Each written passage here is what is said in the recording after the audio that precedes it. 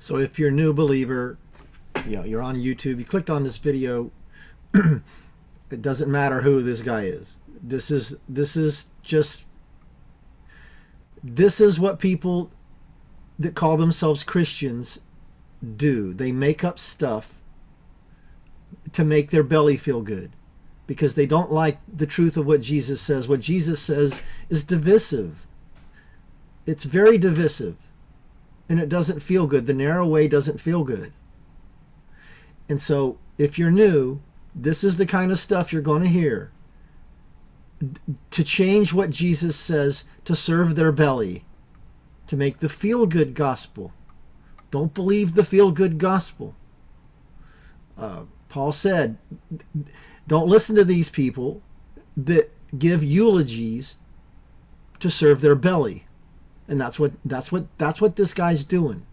Now, listen to it. Listen to the con. Listen to the don't look here, look over there. And then I'm going to go to the verse in Greek and show you. Just look at what Jesus said. That's all. I believe that John 6 is simply the principle of Luke 8:18 in action. Like, what does that even mean? The principle of Luke 8:18 in action. What does that even mean? Which says, take care then how you hear, for to the one who has, more will be given. And from the one who has not, even what he thinks he has will be taken away. Even what he thinks he has will be taken away. Now notice he will never address that. He will never address that in what he's going to say. Never. But I'm going to show you. So accepting Jesus in the flesh as the Messiah was a deeper revelation than what was given by Moses. What?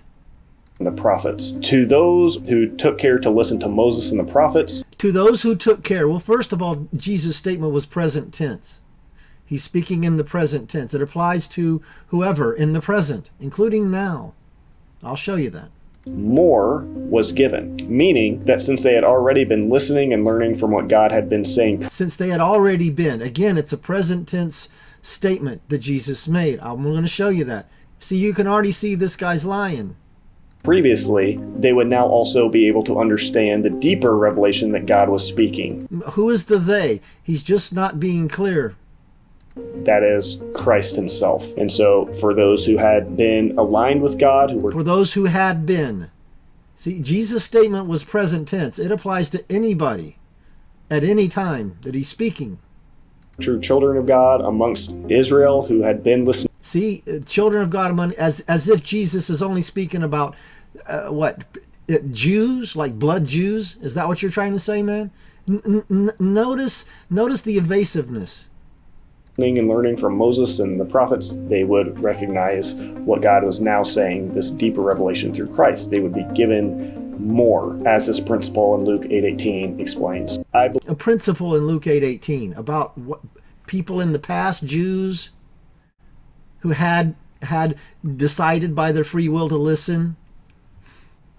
Let's look at the verse. Once you look at the verse, you see that the guy's just lying through his teeth. Even his facial expressions and his demeanor, it just screams lie.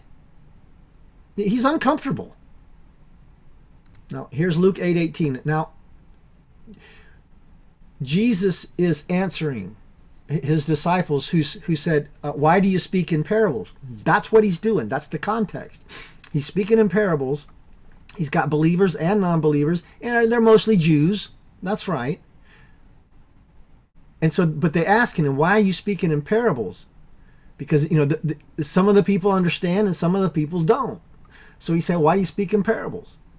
And so Jesus says, he says, this is the Greek word blepo, blepete. It means like notice. And it's a command, and it's a present tense. Notice, command. Notice how you hear. Present tense. That's the Greek word akuo. Notice how you hear. Command. Take heed to how you hear. Okay? For whoever then hears, echo. This is the Greek word echo. It's where we get our word echo, meaning to hold a sound. It's eke. It's in a present tense form. Present tense. For whoever holds how to hear. For whoever holds hearing, present tense. Not somebody in the past. It's whoever now.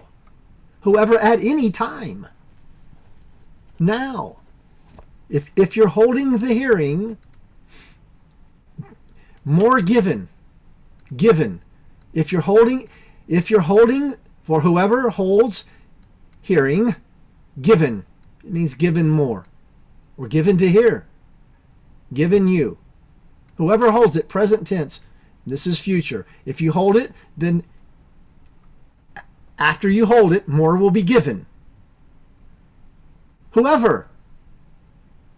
Those that hold it, given more. You understand? You're not talking about some Jew in the past. If this doesn't apply to you now, then nothing Jesus ever said would apply to you. If he's just speaking to the people in front of him, nothing he ever, because he was always just speaking to people in front of him. I mean, that's just dumb. So whoever holds now hearing, or how to hear, given, future, more. And whoever then not, this is the Greek word not, eke, so you can see the two words, eke, echo, holds, whoever not holds, present tense, whoever not holds how to hear, even the doke, the thinking of holding, even the idea that he thinks he holds how to hear, or the hearing. Apathesita, taken up, away from him.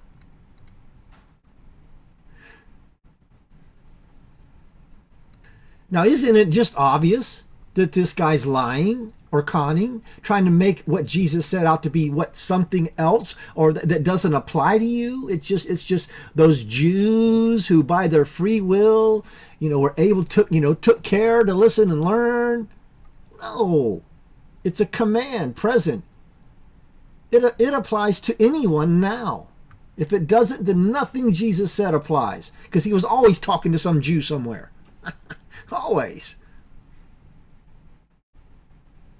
What Jesus said was a very divisive statement, and he don't like it. Don't feel good in his belly.